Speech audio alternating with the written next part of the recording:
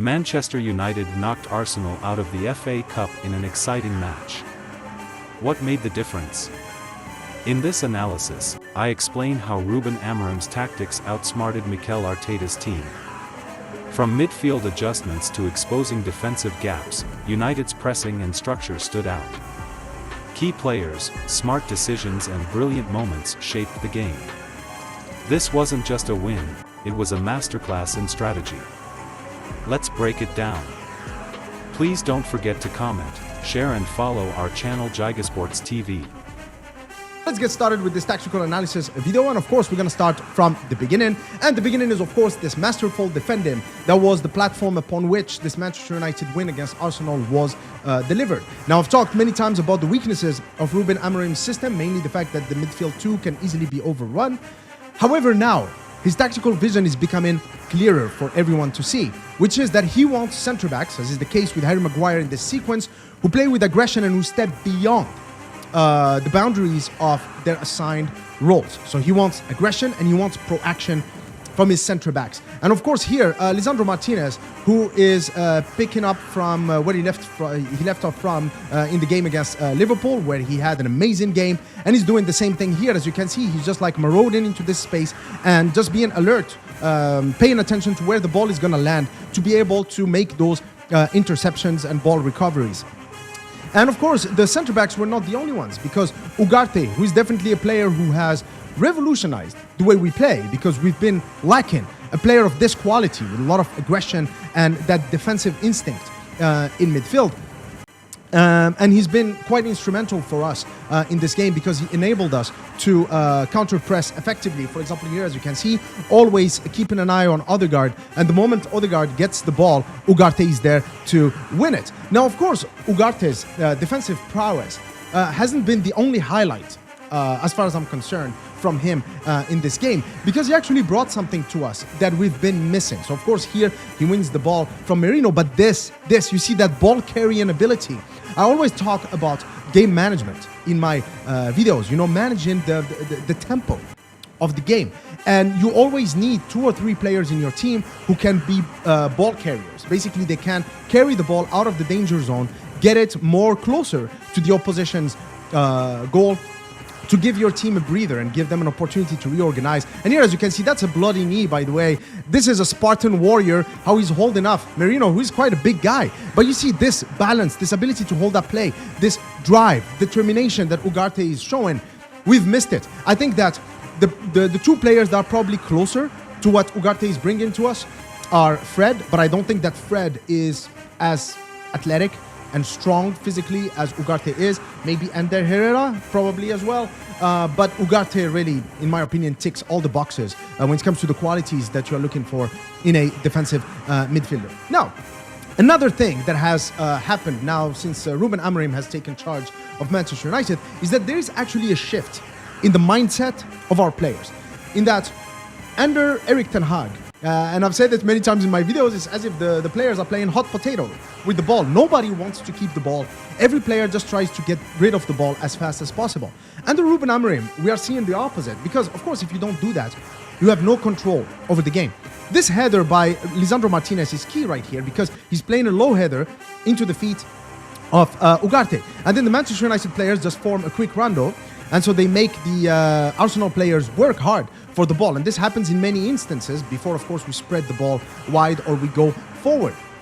Keeping the ball is actually a great defensive strategy. If they don't have the ball, they cannot hurt you. And I think that the Manchester United players now are getting much better at doing that. However, this mindset shift that I just talked about has, in my opinion, been also a contributing factor to us scoring that Bruno Fernandes goal. So, a long ball from Raya, and then this header right here from Mazraoui towards Lisandro Martinez. Was it intentional? Probably, because Mazraoui had options. Could have gone into the throw-in, or maybe just let it go here and try to protect it into the thieves, or maybe play a back pass into Baindir's path. But no, he plays this header, keeping the momentum for Manchester United, a header towards Lisandro Martinez, who is, of course, free to receive it. So that's step 1.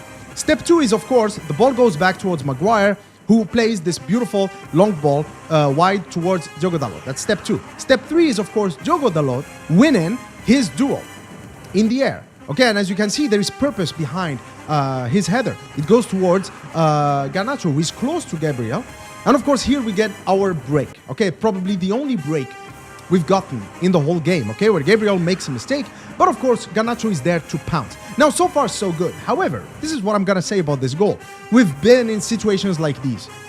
We've watched Manchester United squander opportunities like these. But this Manchester United is a different animal, okay? So here, let's pay attention to Højlund and what he's gonna do.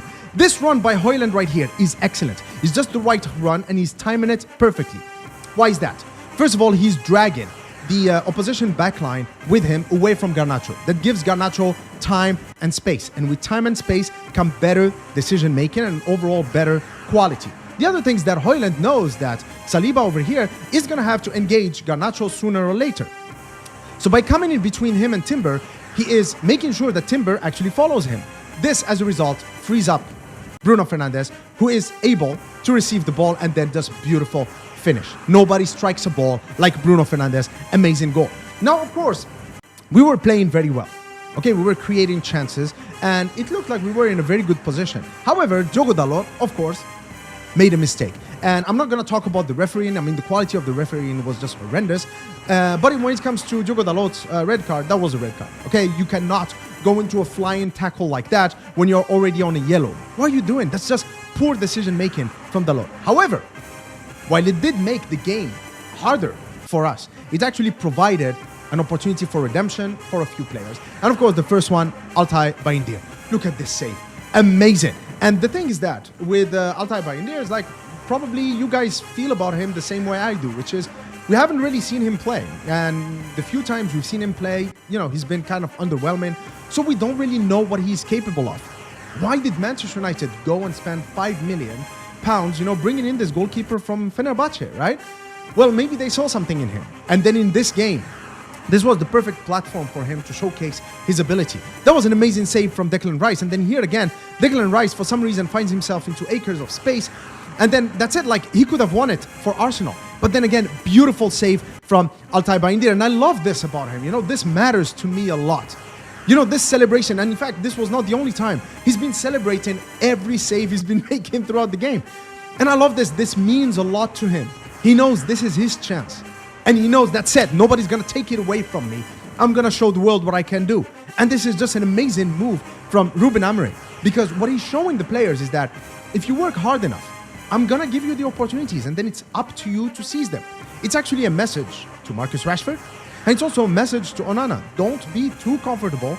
You are not really my number one. I don't have a number one. My number one is whoever is good enough in the moment. And I think that that's a great message to send the squad. And I was really happy to see Bayındır really seize his opportunity. He was not the only one, however. I think that De Ligt, we don't talk often about how good of a centre-back De Ligt is. But also, it was very important for him to have a good game against Arsenal, because I believe against Liverpool, his lapse of concentration or his lack of decisiveness has led to Liverpool's first goal. Now, of course, I'm not blaming him for that, but I just think he could have probably done better. And I know, and you know, that he's capable of better. And then here again, he showed it. I mean, again, we would have lost the tie if it was not for this intervention from De Ligt. He's just in the right position between those two strikers. He knows that Harry Maguire is taking one player. He prevents the second player from getting the ball. Just great defending overall. Now, that was for defenders. But another man, Joshua Zirkzee, was also on, you know, his redemption journey. And one thing with Zirkzee is that I always talk about his, technical proficiency. This is one of the most technical players we have, okay? He's a joy to watch, right? At Bologna, I enjoyed watching him play. For some reason, at Manchester United, he's just not clicking yet. But guys, I'll just remind you that legends at the club, Evra and Vidic, you know, they signed in January 2005. And they were horrendous for the second part of that season. And then the season after, we won the league with them. And of course, the rest is history. Sometimes some players need time. They need things to fall into place before you can actually see what they're made of. Same thing with Altay Bayındır. Sometimes, you know, them not performing well doesn't mean that they cannot perform to that level. But here what Zirkzee has done is just amazing. I mean, Saliba, what the hell? You know, and I've said that before. I am from Morocco, guys, for those of you who don't know. And I fell in love with the game playing in the streets of Casablanca. And I don't care whether it's in Casablanca, if it's in Kuala Lumpur, in Lima, Peru, in Chicago, Illinois, in Oslo, Norway, it doesn't matter. Nutmegs and moments like these are as valuable or even more valuable than goals. That is just the truth. This is why we watch football. And this is amazing. And Xerxes has just completely manhandled Saliba, and just like he fell on his ass right now.